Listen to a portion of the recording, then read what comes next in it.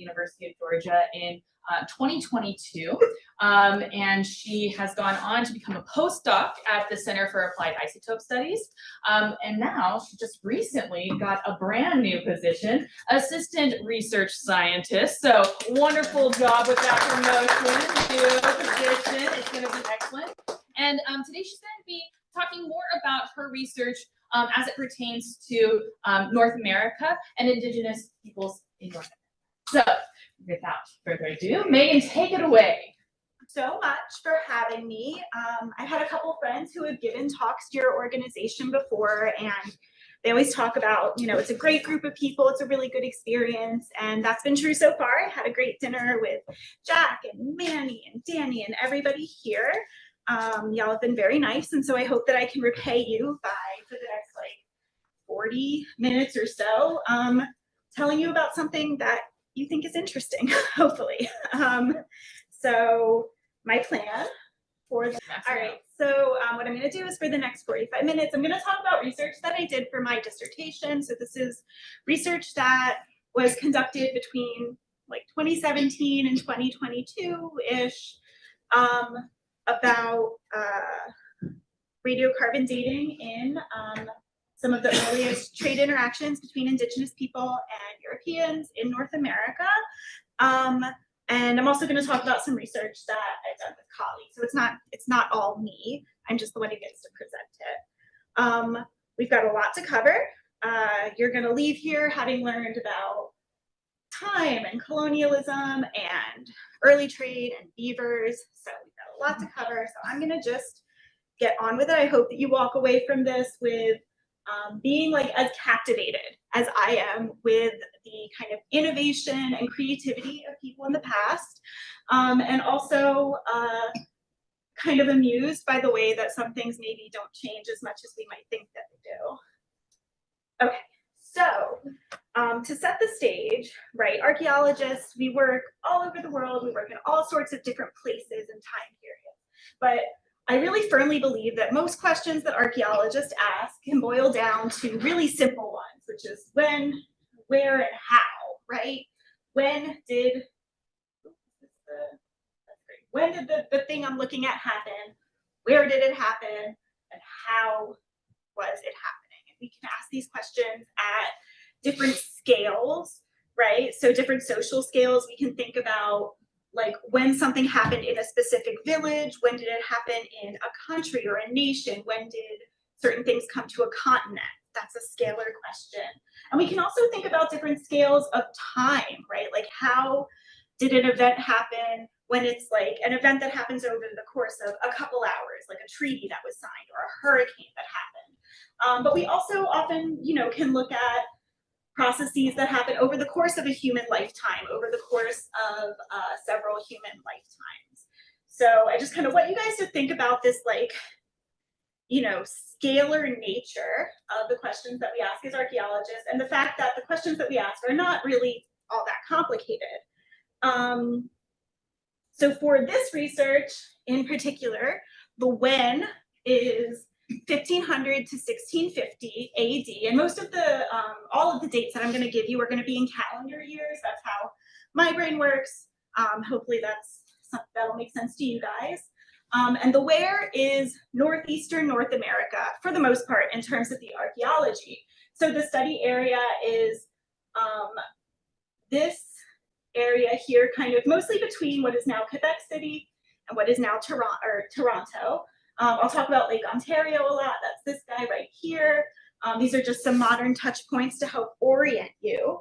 As we'll learn, this is the place where some of the first sustained interactions between Indigenous people and Europeans occurred. And so if we want to understand that how question of how did these early interactions occur, this is, you know, a good place to start. The core of the research that I'm here to really talk about is investigating what early interaction looked like between different Indigenous communities. So the scale that I try to talk about is the scale of the community or the nation, and what those interactions looked like. But first we need some background, and I have a good bit of background here because I think it's interesting, I think it's important, And also I'm hoping that maybe you haven't thought about these two pretty separate worlds in the same terms before. And so that's what I try to do, is present what's happening in the Indigenous world in North America and what's happening in the kind of European world in Europe at the same time in more or less the same way. So hopefully this will be interesting for you.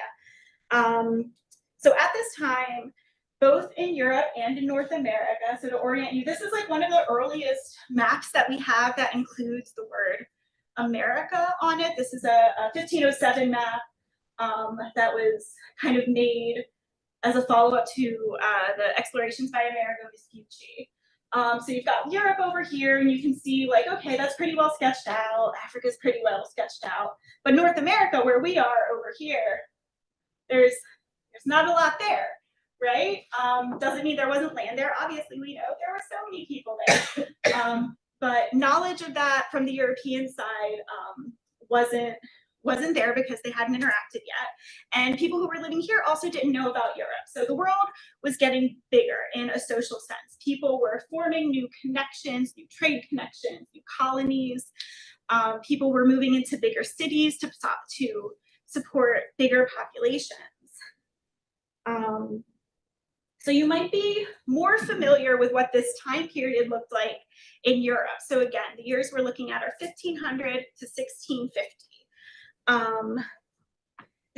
So in Europe, we are post-Middle Ages, post-medieval, right? The Black Plague is a couple hundred years past, but we're pre-Enlightenment, like scientific and industrial revolution. Those are a couple hundred years off. This is partly during the Renaissance, what we think of as the Renaissance.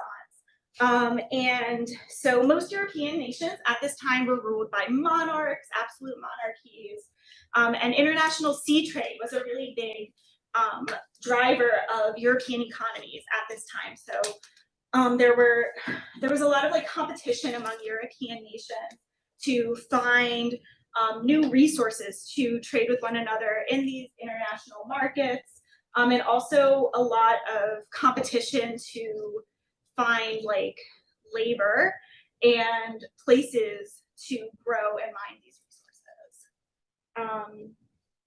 On a day-to-day level, these are paintings by Peter Bruegel, but they're contemporary, that kind of depict some of what life was like for like the average European person at this time. So there were a lot of people still lived in very like agrarian ways. You would grow crops, live in small villages.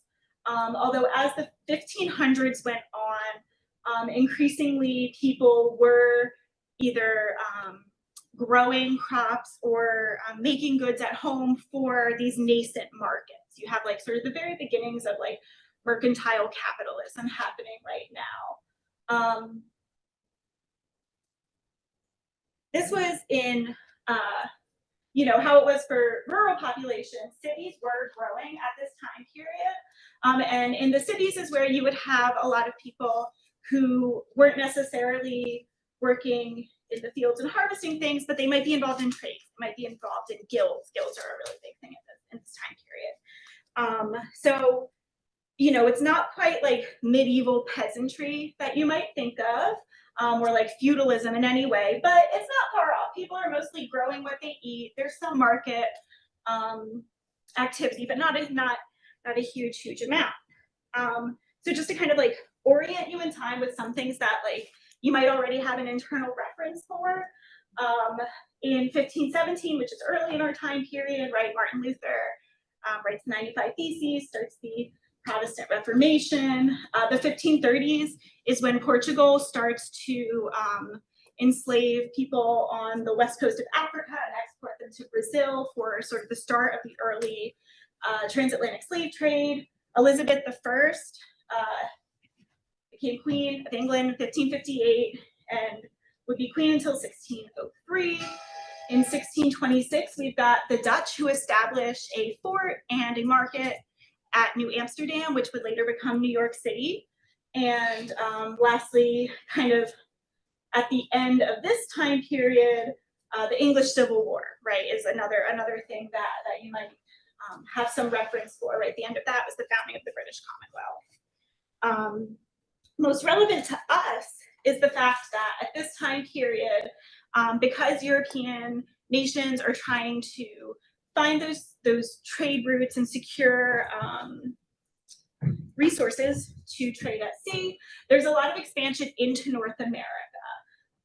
So some of these early colonies were generally pretty small, not a huge number of people lived there, and for the most part they were coastal or along waterways. Santa Fe, which was founded in 1610, is a bit different. That's not coastal, but you've got Quebec in the Pacific Study area, which was founded in 1608. Roanoke and Jamestown by the English. St. Augustine is a Spanish colony down in Florida. And so the important thing with these is just that these are all places where there were really small European populations, because the European population, even through 1650, was quite small and mostly confined to the coast or quite seasonal. So in terms of like, what were Europeans doing in the study area during this time period? So again, this is kind of orient you. You've got New York State, this is like Ontario. Starting in the 1510s all the way through 1580, most of the European presence came from fishermen and whalers from the Basque Country and France and England a little bit.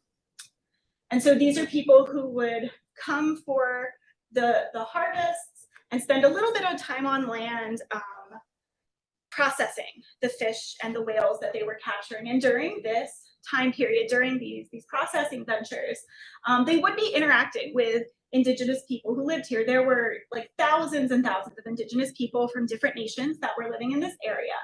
And those interactions would also often end up being oriented around exchange, this really kind of opportunistic exchange that was based on like what each party had. So Indigenous people would often have things like marten furs, beaver furs, deer hides to trade, and in turn they would receive things like glass beads or iron axes or copper pots, copper kettles.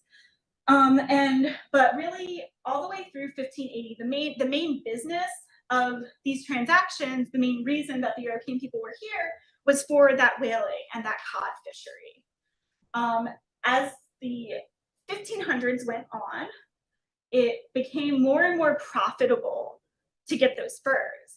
The fur, especially beaver fur, became very like fashionable in Europe. It became very profitable, and so people would, Europeans actually started to shift the focus of those ventures away from fishing, although the cod fishery especially like is still very important. The cod fishery off the Grand Banks, that has roots all the way in this time period. But you know, the fur trade became more important, such that in 1580 the French crown actually formalized this trade and would start issuing a series of monopolies to specific merchants from different court cities to regulate this trade. And after 1580, we see like a huge, like an exponential increase in the volume of furs that are moving from the like French colonies and from North America into Europe.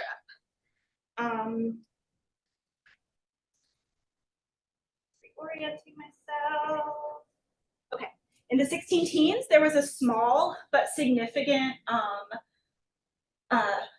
influx of a new population. Those are the Jesuit missionaries. So in the 16 teens, the Jesuit order founds a couple missions to New France, which this was all New France. And so you have some, like one or two Jesuit priests at a time would either be stationed at Quebec at some of these colonies and like would do inland forays to visit different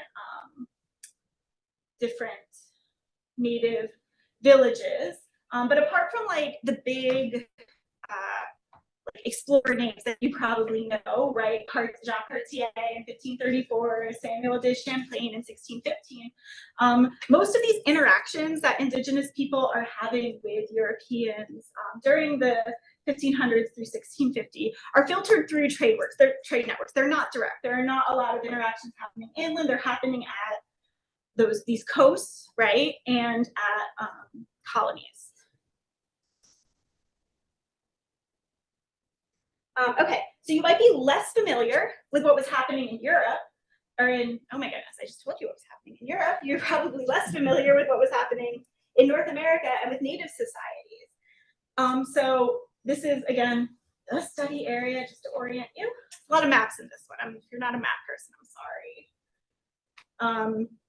But so the people who lived in this area belonged to a lot of different Native nations and Native communities, and the people that I'm going to mostly talk about are what we call Iroquoian. So they spoke languages in the Iroquoian language family, and also they shared broadly similar life ways. There were a lot of like Algonquin speaking people who were more like hunter-gatherers that lived in here, but it's not within the scope of this talk to include all of them, and also that is not my expertise. So this is what I know, this is what I'm going to tell you about.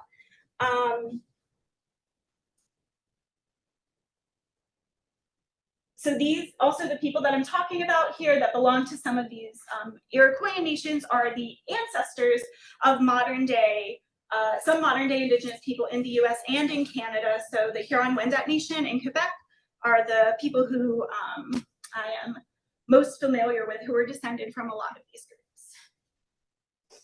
So just to tell you a little bit about like what did life look here. Iroquoian people lived in villages that usually consisted of like 2 or 3 to a couple dozen long houses, which were what they sound like, long wooden houses. These are some site plans to give you an idea. Each of these is a house.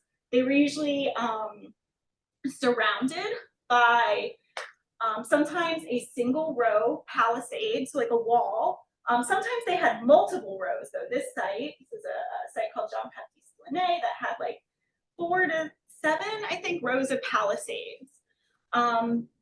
Everyone who lived in a long house was at least theoretically related through the maternal line. And that's because Iroquoian people were matrilineal. What that means is that they trace descent through their mother's line. So in sort of modern American society, it varies, but you mostly consider yourself related to like your mother's family and your father's family. And in Iroquoian societies, that wasn't the case. You're not really a part of your father's family, you're a part of your mother's family. What this meant is that women actually held a fair amount of like power and influence, and continue to hold a fair amount of power and influence in Iroquoian societies. And you know, like your position within your maternal family could help determine who was eligible to inherit chiefly titles or to be involved in specific kind of political measures. I'm gonna take a drink really quick.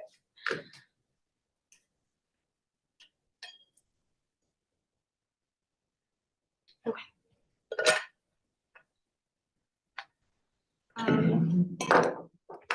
So they did have chiefs. They didn't have kings, but they did have chiefs.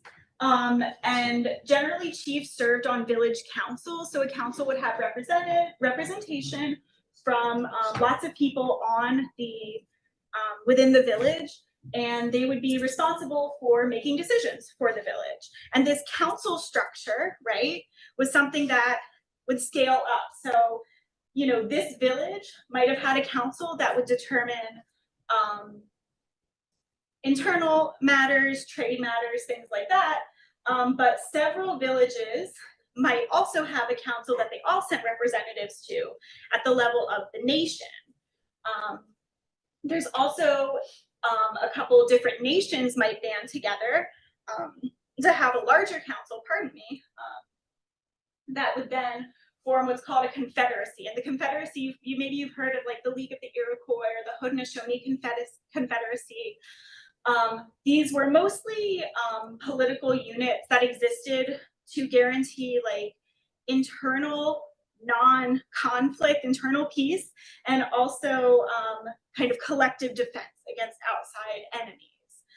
So at the level of the Confederacy, you know, they could act together in matters of defense. But what's important to remember is that these villages and nations in other matters were pretty flexible, pretty free to do what they wanted and what they judged best based on the local conditions. So it's kind of an interesting system. Okay, so some of the specific nations that we're talking about, and I'm just going to go over the ones that I'm really going to talk about. So the Haudenosaunee, this is again a nation. So this is like, or this is a confederacy rather. So this is like several groups of nations. The nations are groups of villages. The Wendat are another confederacy, basically analogous to the Haudenosaunee. Two that we're going to talk about a little bit later are the Tianontate, or sometimes they're called the Paytun, if you are familiar with this part of the world.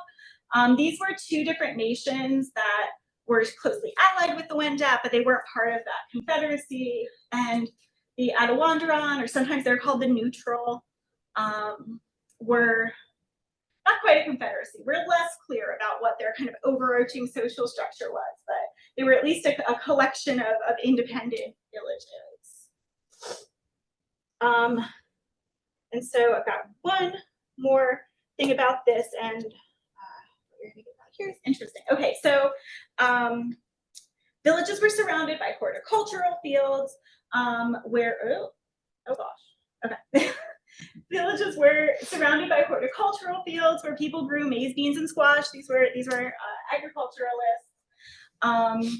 This is what a longhouse looked like, and what's kind of interesting and unique is that we do consider these to be sedentary villages. People lived here all year long, but every like 15 to 30 years or so, the community would move. They would leave their villages and relocate nearby.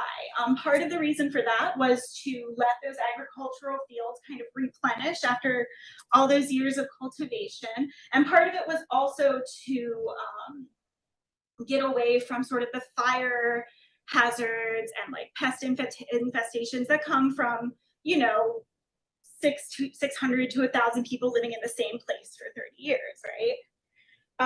And so what you get from that is one of the like most interesting archaeological things about this region. So if you think about it, you've got these series of sites that are occupied for a really short period of time and then relocated nearby. And so what you end up with is kind of like a series of snapshots of life for these very, very short periods of time of a community over the course of, you know, sometimes it's like, you know, maybe 75, 100 years. Some of these we've hypothesized we can trace like a couple hundred years. So this is just an example of a hypothesized, we call these site relocation sequences. So a hypothesized site relocation sequence of these 5 sites. Okay, and so regionally, there is a lot of change and a lot of movement happening. This is a lot of text. I'm going to walk through it. Don't worry about reading it all at once. But regionally, there's a lot of change and movement happening between 1500 and 1650. So in the early 1500s, we see an increase for evidence for conflict between the Haudenosaunee, or different specific Haudenosaunee groups, and specifically like Ontario Iroquoians, mostly the Wendat. As a result of this, there's kind of two actions that we see that we usually interpret as being defensive. So the first one is that there's this slow settlement relocation north into the historic Wendat homeland. So these villages down here start kind of moving up into historic Wendake, which is the word for the historic Wendat homeland. And these villages at Attawandaron kind of start moving this way. They start moving west to kind of get away from this area that is really vulnerable to Haudenosaunee raids. The other thing that we see is we see evidence for political consolidation into those historic confederacies that I was talking about. So these sort of larger social units that people are forming for mutual defense and for internal non-aggression, right? They're like, we've got, you know, our own problems dealing with the people who live across the lake from us. We don't need to be infighting among ourselves. At the same time, we see a depopulation of the St. Lawrence River Valley, which is the people who are living here. These are some of the first people to have that are having direct contact with Europeans. And so over the course of the 1500s, they kind of stop living in this area and mostly integrate some into Wendat, some into Haudenosaunee communities. So kind of people more or less clear out of here. There's kind of a quiet period, and then after 1600, things kind of intensify. There's increased evidence for conflict between Ontario and New York groups. Again, we see that archaeologically. We also have historic records of some of that. And then in the 1630s, there is this like huge series of epidemic diseases. So I think the first one that really impacts the Wendat is in 1634, if I'm remembering correctly. And they're really, really devastating, really upsetting to society. There are a lot of estimates out there. The ones that I tend to use and follow estimate that like over the course of like 15 years, like 60 to 70% of the population, the native population of these areas died from these diseases. So as you can imagine, that's really, really like devastating to society. And so this all comes to a head between 1649 and 1651, which is the dispersal. The Haudenosaunee are continuing to raid this area, and the Wendat and Tianontate are dispersed from this homeland.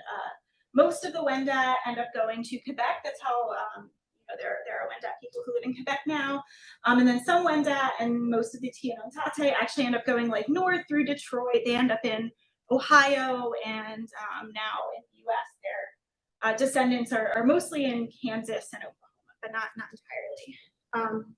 So we've established what was going on in Europe at this time and what was going on in North America, right? In both sides, there is expansion happening, there is competition happening, right? There is upheaval happening. For my research, what I was really interested in figuring out was when exactly like different villages and communities and nations on the different indigenous communities and nations in North America, like where they started to connect with these larger, where their larger systems of, you know, political affiliation and trade started to connect with the European systems of political affiliation and trade, right? So if you think about it, these were formerly like two completely separate worlds, like people who didn't know anything about each other, sort of economic forces that are not intertwined at all. But then once you have fishermen and the fur trade happening, you're passing along information, right? And not just information, it's objects. When objects start to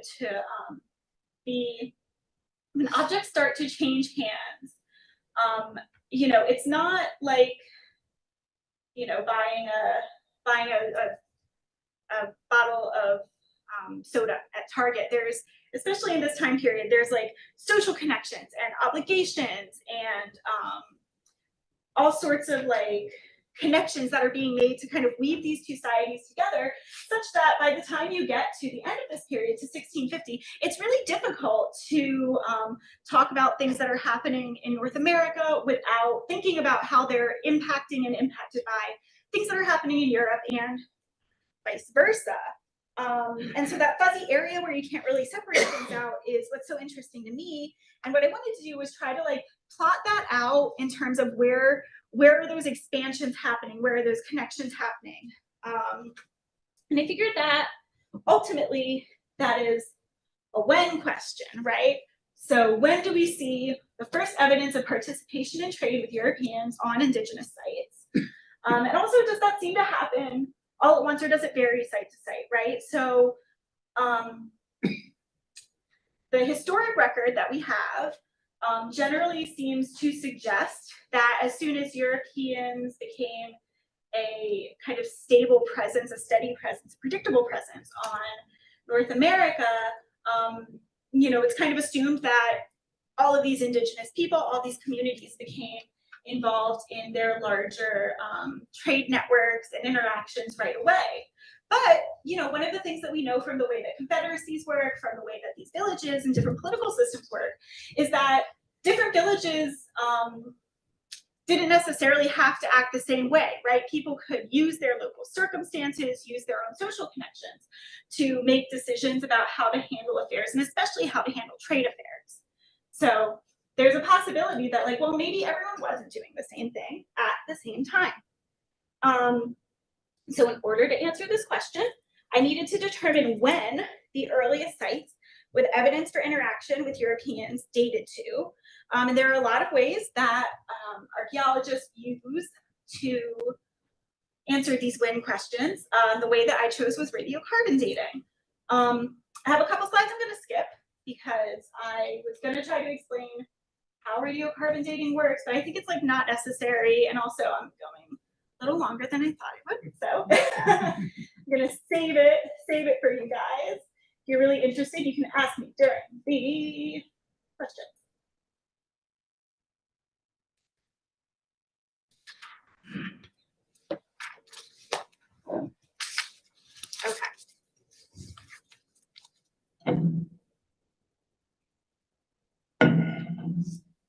Okay, so for my specific research, to answer these when questions, what I did was that I focused on two specific nations and 3 site sequences within those. So this is the general study area that I focused on, and I'm going to talk about 2 Attawandaron site, or 2 Attawandaron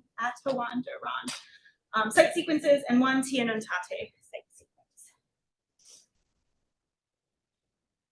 These are, some of these names are a little goofy, but they're based on geographic features. So the Tianontate sequence, I might call the Pretty Mad River cluster because they're along the Pretty and Mad rivers in Canada. The Fairchild Big and, oh boy, that purple is not showing up great. I'm sorry, guys. This is the Spencer Bronte Creek cluster. These are both Attawandaron clusters. These are, I don't know if you guys know where Hamilton, Ontario is, but this is kind of right at the tip of Lake Ontario. That's Hamilton there. They're close to Hamilton. Okay. So we had previously thought that the earliest sites with European trade goods, so the earliest sites that had evidence of Indigenous and European worlds coming together, evidence of interaction between Indigenous and European people, was would have dated to between, I want to make sure I'm getting the dates right, the mid-1500s for these Attawandaron sites. And for the Tianontate, we thought that those sites that had the earliest evidence for European interaction would have dated to 1580 to 1600. The reason for the Tianontate sites was based on the beavers, the supposed connection to the fur trade. So these 2 sites, Sidey-Mackey and McQueen-McConnell, are the earliest sites in the sequence, and they have so much more beaver bone than any other sites during the time period. So for sites that date to the like 1500s, Iroquoian archaeological sites, usually the total faunal assemblage will be like 2% to 8% beaver bone. That's what's normal. So at Sidey-Mackey, no, at McQueen-McConnell, beaver accounts for 28% of the mammalian faunal assemblage, and at Sidey-Mackey, it accounts for 43% of the mammalian faunal assemblage. So it's really clear that the people who were living here were hunting more beavers than is usual. And so the assumption had been that, okay, well, the fur trade really kicks up in 1580. This is probably a site that was harvesting some of those beavers that ended up on the coast and on ships to Europe.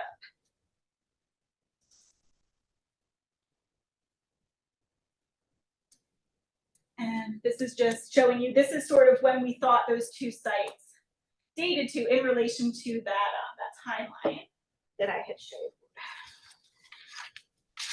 But as you maybe can predict, the results that I got paint kind of a different picture. So for the two Adirondack sites, the Fairchild Big Cluster and the Spencer Bronte, cluster, the results are kind of ambiguous. So we thought that these sites probably dated to, you know, between like 1530 and 1600, varies a little between the sites. And these are the radiocarbon dates. This kind of represents the uncertainty of the radiocarbon dates. That green bar is where we thought they dated to. And there's some variability, but it's possible that these were occupied during that time. They also could have been occupied a little bit earlier. And there's different radiocarbon techniques that we could do to figure that out. You can ask me about them later if you're curious, I guess. But I just didn't quite have the number of dates or the kind of context that I would need to determine that. So these are kind of an ambiguity we have to sit with. This is when these earliest sites could have dated to, or they could be a little earlier. For the Tianantate sites, though, these sites that had so much beaver bone, it looks like they're actually way earlier. So these orange boxes here are when we thought the sites dated to. That's also this green bar. And you can see that both of these sites at the the biggest probability that we can give them were probably like abandoned or in the process of being abandoned by the time that we thought they were initially founded. This also means that people were harvesting, that people who are this far inland, right? Like this is Montreal, Quebec's all the way out here. People who were this far inland were really, really intensively harvesting these beaver populations like a generation or two before we thought they did. And that's like really interesting and significant. Something like what's going on there? We really don't, so that again, I just want to underline that we really don't see this kind of evidence at contemporary sites that date to this time period where the radiocarbon dates are, or even really at sites that date to when we thought these sites dated to. But coming back to that when question, I guess, if we are asking when the earliest evidence for interaction with Europeans dates to, based on the radiocarbon data that I had here, it's probably this in here, 1525 to 1550ish, which is not far off from what we expected from the historical record. I only have a couple more slides, I'm wrapping it up. But I do have one more interesting tidbit, which is if we zoom out, if we look at the regional level, we do see some interesting variation though among different sites. So this is that 1525, 1550-ish time period. These are the sites that, that site that had all the beaver bone. These are the two other sites I dated. And these are a series of Wendat sites. So sites that are kind of off the North Shore of Toronto, or the North Shore of Lake Ontario near modern day Toronto. A project that I am involved in with some other people, we dated, again, kind of the same thing, the earliest sites that we could find that had evidence for European interaction. And again, some of them have that kind of ambiguity about these, but they all kind of fall into that area, except for this one. So this is a site called the Jean-Baptiste Lenné site. It's formerly called the Mantle site. Maybe you've heard of it by that name. And so they did really, really intensive radiocarbon dating at the site, really intensive like statistical modeling. And this is the first site in its site sequence that has European evidence for interaction with Europeans. And it's really not a lot. There's like one piece of iron. They call it an iron axe, but it's like this big. It's like a little piece of iron. And a couple brass beads, which is the kind of assemblage that would be on par with what sites that date to this period have. But it is way later. This site dates to the very late 1500s to early 1600s. So kind of before and even later than what we thought these sites dated to. So this is far after, or not far after, but about after the fur trade has really kicked up. And so what this suggests to me, right, is that the people who were living here might not have, before this time period, been involved in these expanding European trade networks, might not have been involved in expanding their trade networks. west to meet with Europeans, might not have been involved in the intermeshing of these Indigenous and European worlds.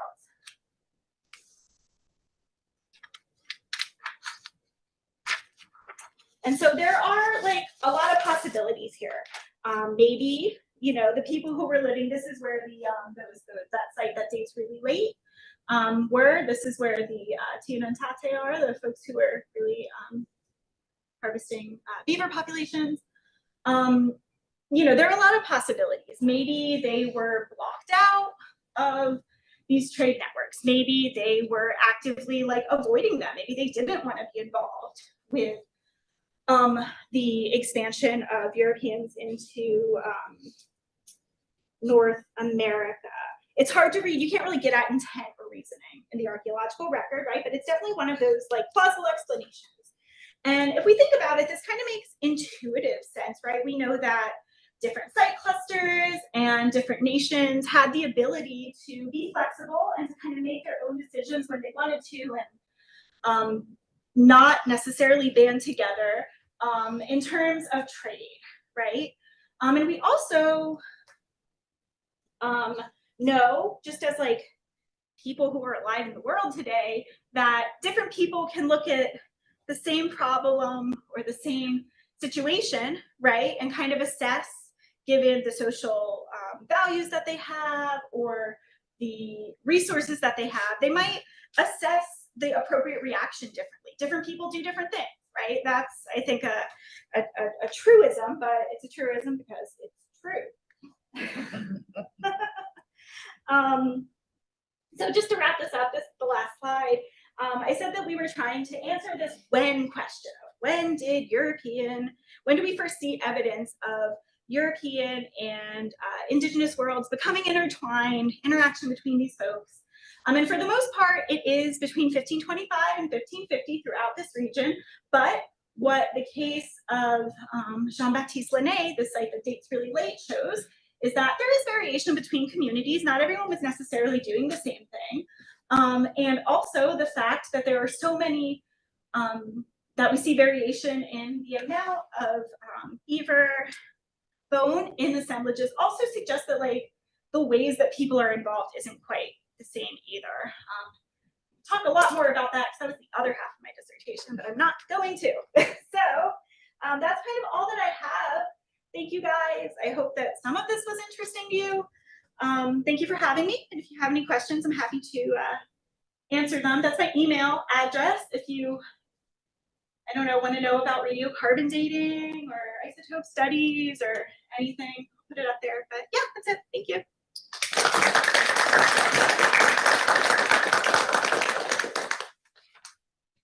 Questions, anybody? Are there any questions?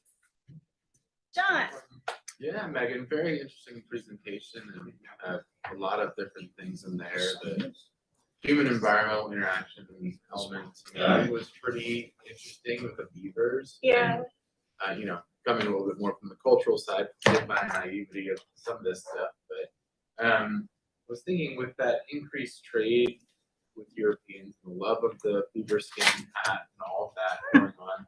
I don't know how much the beaver population is declining at this time, but did that change that really interesting, like semi-permanent relocation timing structure, do you think, in these groups? Or? That's a good question. I've never, so, okay, the answer is that, hold on, I'm gonna flip back to one of these less and less timelines. beavers over time. I don't know how quickly that happened, if that would change the way that they did Interesting. I never actually thought about it that way. So between, especially as the 1600s go on, Yeah. the lifespan of those sites does get much shorter. So this is based on like how much of the sites are rebuilt and stuff, but we think that like that 15 to 30 year interval becomes probably closer to like between 5 and 15 years in some of these areas. And part of that is because of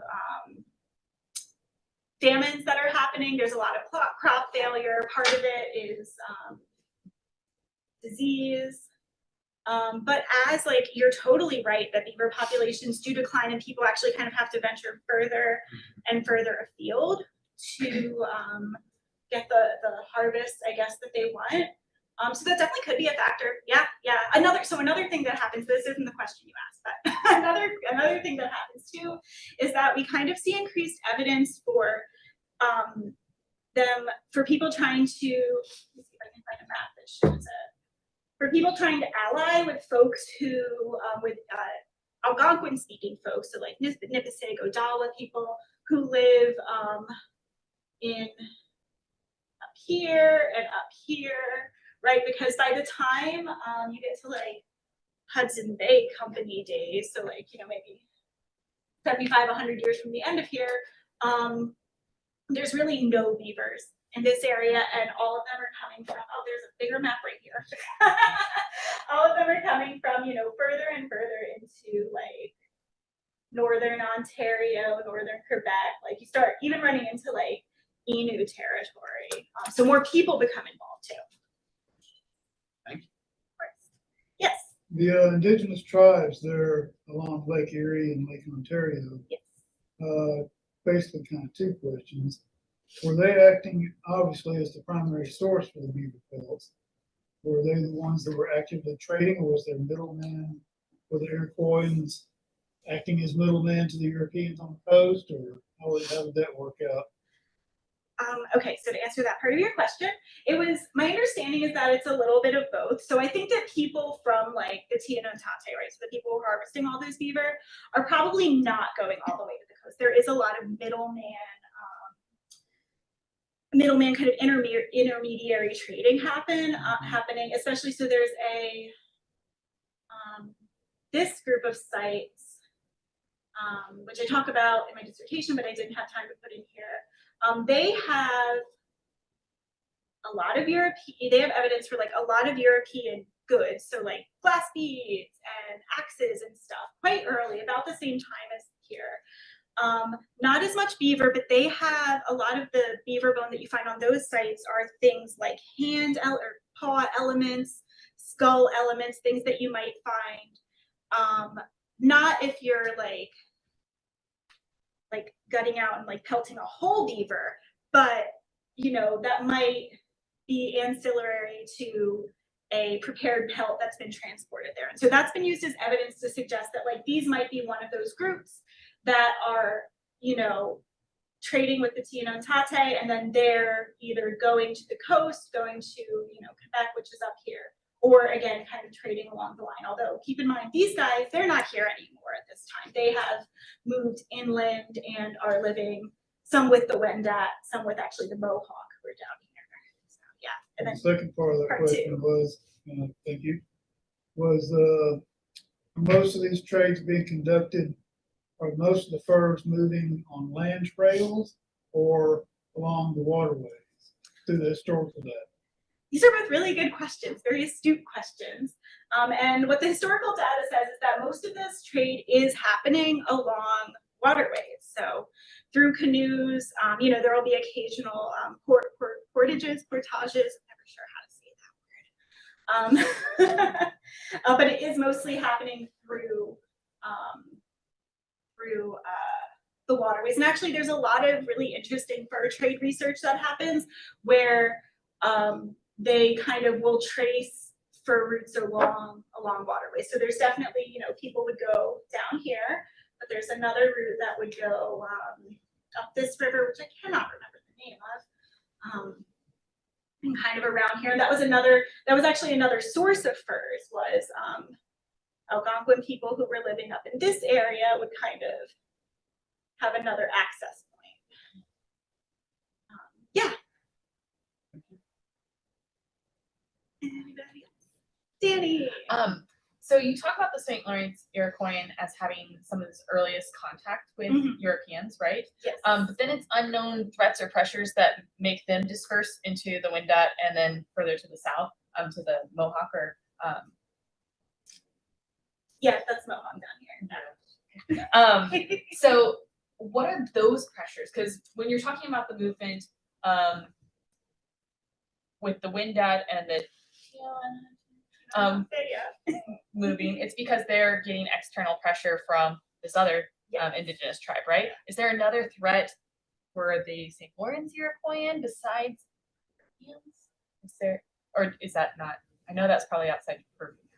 There is, so what you've just asked is a question that archaeologists who work in Ontario have been like writing books and books and books about for like so many years. Like Bruce Trigger wondered about this question. And the answer is that like there's probably not one reason, right? There's like several factors. I think the best hypothesis we have is that, so part of it is that there's some conflict. There's like a little evidence for conflict on the Iroquoian sites, but not a huge amount.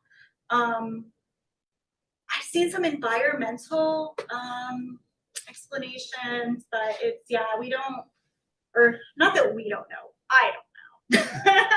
But something you said actually like sparked something that I wanted to say, but I didn't. So, okay, so one of the explanations that I had said for the Tenon-Tate, like moving up here, it's always been about beaver furs. People have always talked about it as, or no, not beaver furs. It's always been about the idea that it's conflict that's pushing them up. This is a push factor. But because there are so many beaver furs, and because now these sites date to like a little bit like kind of during the time that conflict's happening, but I wonder if there wasn't also a pull factor of the fact that there's like, you know, kind of beaver resources, beavers live here.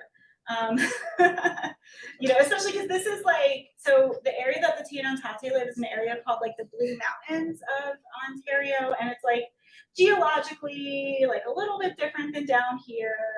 So like, I think that once these populations had started to decline, like there were still untapped populations. But I'm like along the ranks of Bruce Trigger. I know, yeah. Great minds.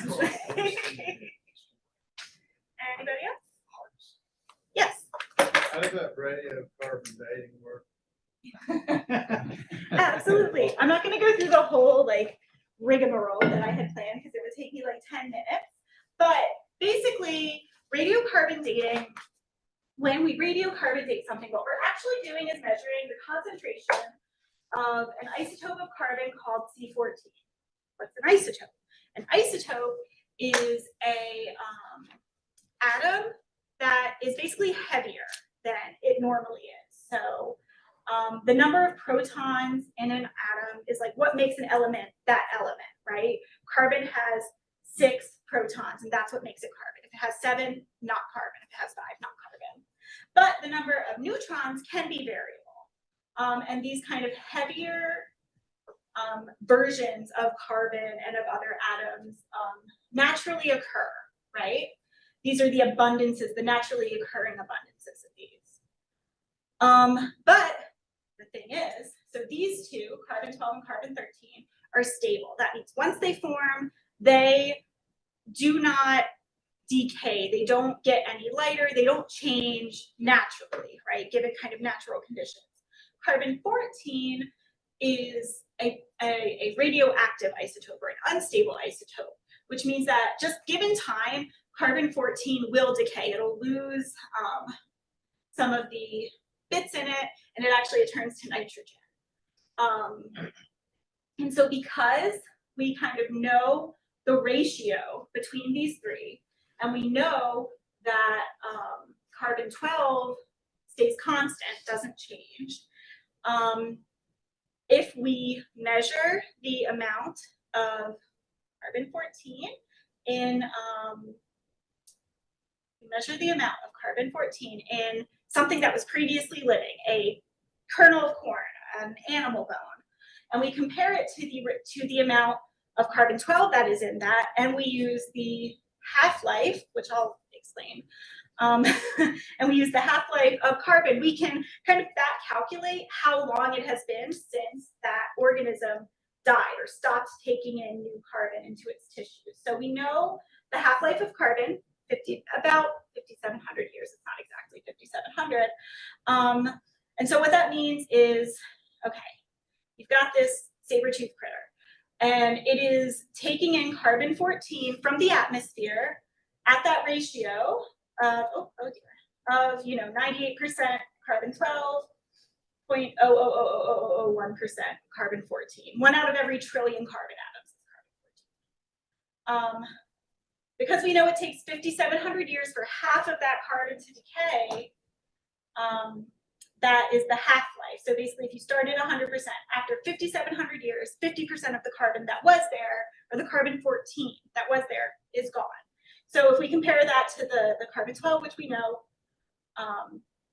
then we can calculate how long it's been since that animal stopped taking up carbon. There's more to it, but that's like the basic concept.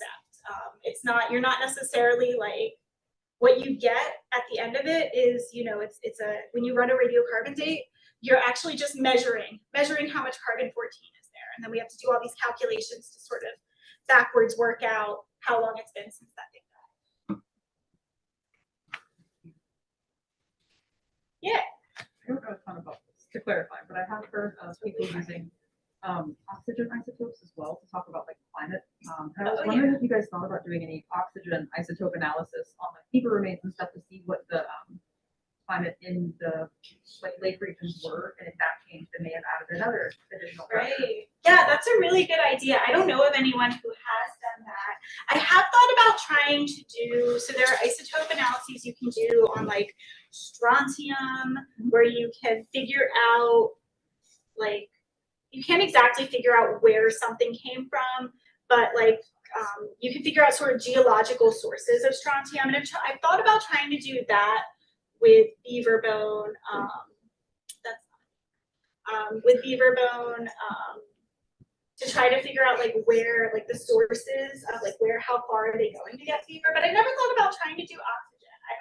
I'm going to admit that I don't know a lot about how you reconstruct environments like that. There is someone who works here. He did a talk for us. It was David Patterson. Oh, He cool. does a lot of paleoecological stuff, and some of the students he was working with here did oxygen isotope analysis on like crocodile teeth. Oh, wow.